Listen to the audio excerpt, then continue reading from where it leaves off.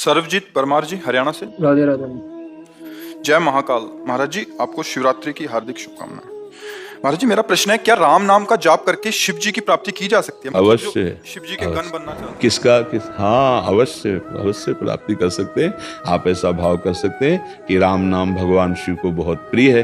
तो जैसे हमारे भगवान शिव को जो प्रिय हो वो हम भेंट चढ़ाते हैं ना, तो हम राम राम राम राम जप करके उनको देते हैं, उसका फल होगा, शिव की प्राप्ति हो जाएगी।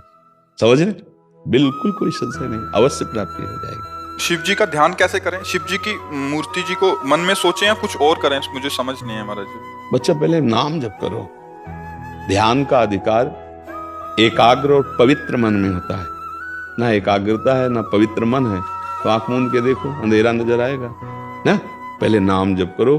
प्रायः सत्संग में सुना होगा, हमने एक नाम जप करो और नाम का ध्यान करो। अक्षर ब्रह्म है। जे भी नाम का रूप तो देखा नहीं है ना। जैसे प्रश्न हुआ ना कि क्या ध्यान करें, तो नाम है।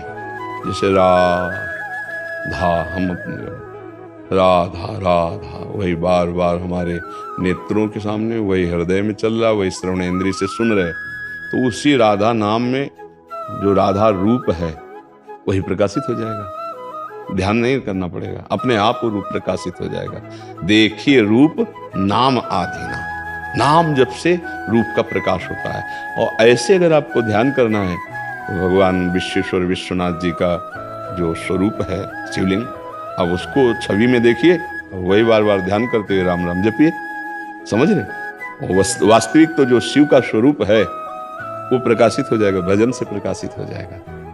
जो हमारे हृदय में प्रकाशित होगा वो जो देखा सुना नहीं ऐसा है, वो जो न सुना है न देखा है ऐसा शिव का रूप है, और वो भजन से ही आएगा। जो अभी हम देख रहे हैं सुन रहे हैं ये माया युक्त स्वरूप है, और जो शिव है वो अगोचर है, मन बुद्धि से अगोचर है। वो हमारे ध्यान का विषय नहीं है, वो हमारे ध्यान में आते हैं। हमारी इंद्रियों की सामर्थ्य नहीं कि उनका हम ध्यान कर सके, वो मन बुद्धि के अगोचर है। क्योंकि ये प्राकृतिक यंत्र है मन बुद्धि, ये केवल प्रकृति की क्षमता है इसको देखने की, जितनी उतनी ही। संपूर्ण प्रकृति को देखने की भी क्षमता नहीं है। अब देखो छोटी सी वस्तु देखने के लिए सूक्ष्मदर्शी का प्रयोग होता है, पता है इन नेत्रों में उसकी क्षमता नहीं है।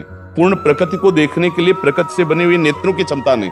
फिर जो प्रकृति से परे परमात्मा है उसको देखने के लिए वो कृपा करके नेत्र गोचर होता है, वो कृपा करके हमारी इंद्रियों में स्फुरित होता है, हमारे मन में स्फुरित होता है। इसलिए हमें लगता है खूब नाम जप करो, शास्त्र सम्मत आचरण करो। अगर ध्यान की प्रियता बहुत है नाम का ध्यान करो, ऐसा भाव नहीं बनता है तो भगवान शिव का जो विश्वेश्वर विश्वनाथ जी या भगवान महाकाल या जो भी भगवान के 12 ज्योतिर्लिंग हैं या और भी भगवान के स्वरूप हैं, उनको देख करके भावना करो। तो चूंकि भावना शिव की हो रही अंदर से, बात वहां तो शिव है, ये बस इसी भावना से शिव का प्रकाश हो जाएगा। बस चलो हो, चल दो, तो यात्रा पूरी कराना उनका काम है। हम चल रहे हैं, हम भजन शुरू कर रहे हैं, ठीक है। राम का नाम जपते हैं तो फिर राम में वो राम राम ध्यान आ जाते हैं। आप ये समझ लो, अगर राम का नाम जप करते हो, शिव की प्राप्ति करना चाहते हो, तो परसेंट होते हैं 100, हम 1000% करें शिव की प्राप्ति हो जाएगी। क्योंकि राम जी आपको शिव से मिला देंगे और शिव जी आपको राम जी से मिला देंगे। दो है नहीं, वो लीला के लिए कभी वो स्वामी बनते हैं, वो सेवक बनते हैं, कभी वो सेवक बनते हैं, वो स्वामी बनते हैं। रामेश्वर की स्थापना करके आप आराधना कर रहे हैं, हनुमान जी बन करके आप आराधना कर रहे हैं।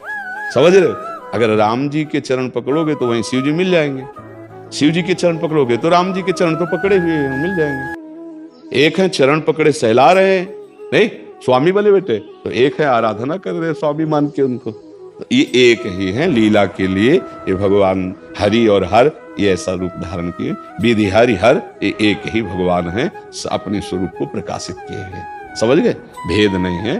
खूब राम राम जपो, ठीक है।